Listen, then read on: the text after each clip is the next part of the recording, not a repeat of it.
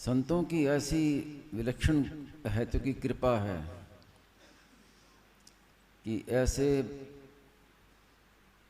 विकट समय में, कलयुग में वासुदेव सर्वम को प्रकट कर दिया। आप इतिहास को देखें तो इस विषय में बहुत कम वर्णन मिलता है शास्त्रों में भी, और आज भी देखें तो बहुत कम।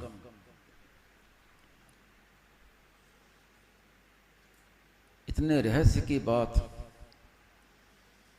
कि एक परमात्मा के सिवाय कुछ नहीं है, जो कुछ दिखता है वो परमात्मा ही है।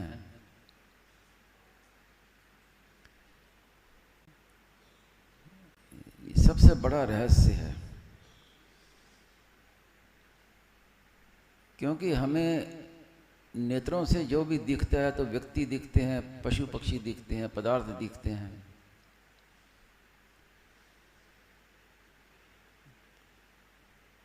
स्वामी जी महाराज ने कहा कि नहीं, जो कुछ दिखता है परमात्मा ही दिखता है। अब कैसे माने?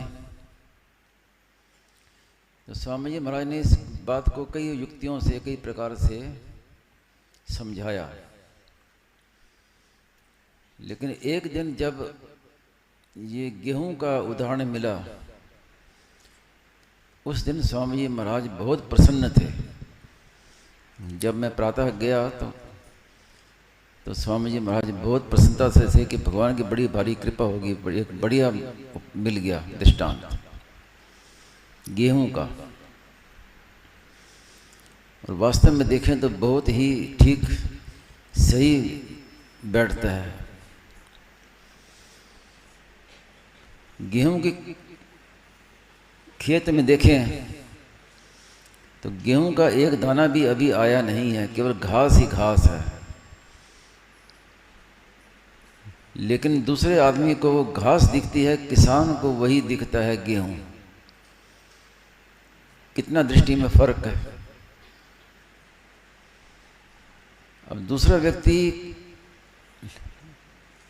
लाख बार कहे कि नहीं ये घास है बाबा, ये घास है, देखो ना गेहूं कहाँ है, गेहूं का एक दाना भी नहीं है। लेकिन किसान मानने को तैयार नहीं है, वो बोलेगा नहीं ये तो गेहूं है।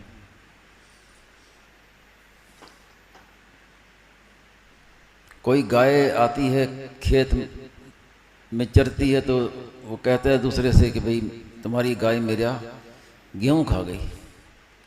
तो गेहूं का तो एक दाना भी नहीं खाया, लेकिन वो गेहूं है, क्योंकि पहले भी गेहूं था और बाद में भी गेहूं रहेगा। बीच में घास दिखती है, तो घास दिखने पर भी है वो गेहूं ही, इसमें कोई संदेह नहीं होता।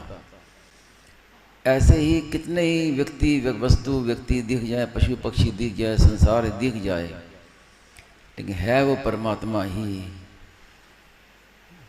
क्योंकि पहले भी परमात्मा थे और बाद में भी परमात्मा रहेंगे। शिष्यते शेष संज्ञा।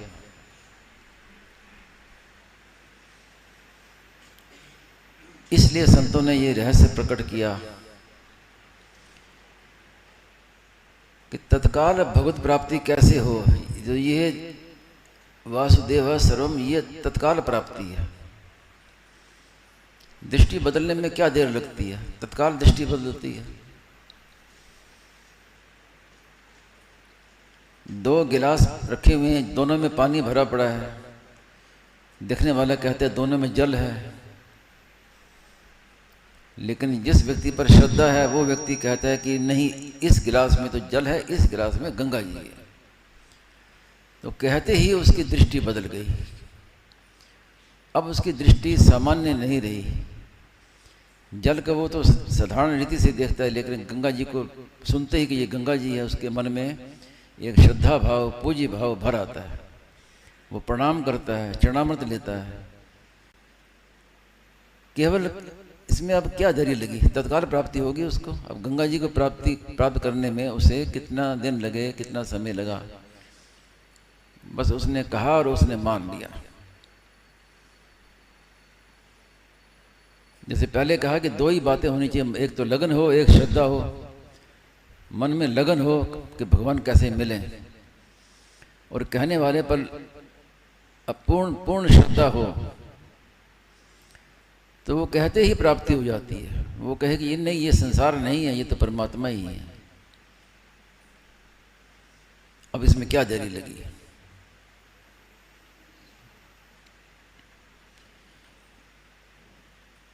इसलिए भागवत में इसका वर्णन आया है संक्षेप में कि जो दिखता है वो परमात्मा ही है। अब इसका साधन क्या बताया भागवत में कि जो दिखे उसको मन ही मन प्रणाम करो।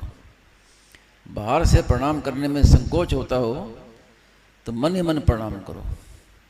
चाहे पशु हो, चाहे पक्षी हो, चाहे मनुष्य हो, चाहे ईंट हो, पत्थर हो, जो भी दिखे प्रणाम करो। भगवते नमः, हरे नमः, भगवान दिख गए। तो ये कोई मामूली साधन नहीं है, ये साधन आपको असली तत्व तक ले जाएगा। जिसको हम मन से देखते हैं वो एक दिन प्रत्यक्ष दिखने लगेगा कि सब कुछ भगवान ही है।